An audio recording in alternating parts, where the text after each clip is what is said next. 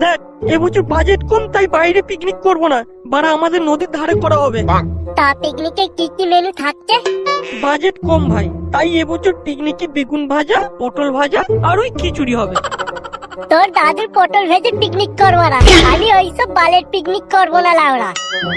বাড়া কোন রকম ডিজে বক্স নেই, মাংস নেই, মদ নেই, লাউড়ার পিকনিক হচ্ছে বাড়া।